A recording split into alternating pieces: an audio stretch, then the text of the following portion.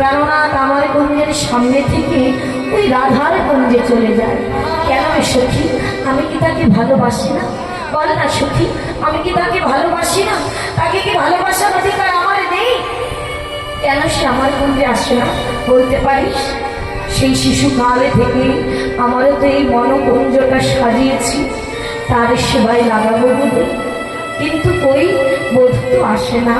তাই আমি মনে মনে ভেবে রেখেছি, জানিস তো, চন্দ্রাবলী সঙ্গীতের বলছে, আমিও ভেবে রেখেছি যেদিন আমি প্রাণনাথকে পাবো না রে, মনের মতো করে এমন ভালোবাসবো যে জনমের মতো রাধা রানীকে ভুলে যাবে। কি গো বাবা, রাধা রানীকে ভুলে যাওয়া এত সম্ভব, এত সহজ?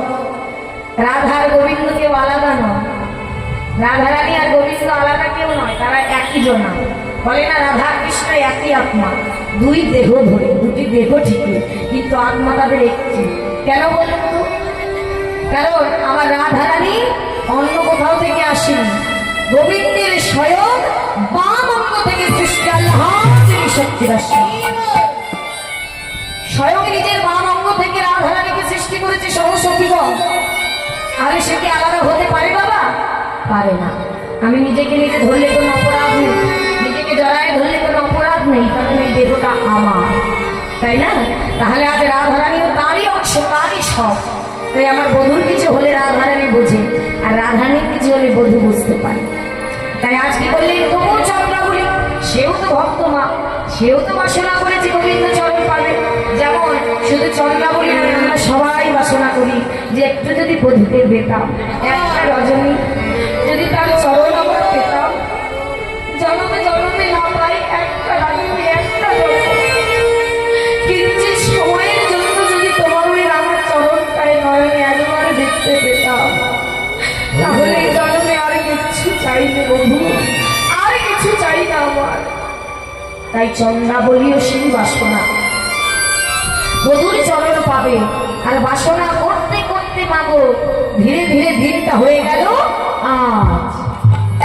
আজ যখন গোবিন্দ ছুটতে ছুটতে আসছে, আর চন্দ্রাবলী তার দুপুরে ধ্বনি শুনতে পেয়েছে। আর যেই ধ্বনি শুনেছে তার সঙ্গে পদ্মাকে ডাকছে, পদ্মা পদ্মা, কি হলো পদ্মা রে? ওই দেখ আমার বধূ আসছে, জানা আমার বধূর হাতটা ধরে একটু আমার কুঞ্জে নিয়ে আয়। বলছে বেশ তাই হবে। তখন চন্দ্রাবলীর কথা মতো পদ্মা সখী গিয়ে পথের মাঝে দাঁড়িয়ে বলছে, দাঁড়াও সামনে তো, দাঁড়াও। বলি এত তাড়াহুড়ো করে যাচ্ছ কোথায়? অমনি পদ্মা ধরেছে আজকে, বলছে চন্দ্রা আজ আমাকে যেতে দাও পদ্মা, অন্য কোনোদিন আসবো না। বধূ আজ তো আমি আমার জন্য আসিনি, যার জন্য এসেছি তার কাছে চলো। হাতটা ধরে কোনো কথা শুনলেন না, হাত ধরে টানতে টানতে নিয়ে গেলেন চন্দ্রাবলীর কাছে। আর সেই চন্দ্রাবলী প্রাণনাথকে দেখতে পেলেন। এতদিনে যার জন্য আশা করে বাসনা করে বসেছিলেন, সেই চন্দ্রাবলী যেই প্রাণবধূকে চোখে দেখেছে তার কুঞ্জে, তার নিজেকে আর ধরে রাখতে পারলেন না। দয়াময়কে দেখে ছুটে এসে চরণ ধরে জড়ায়,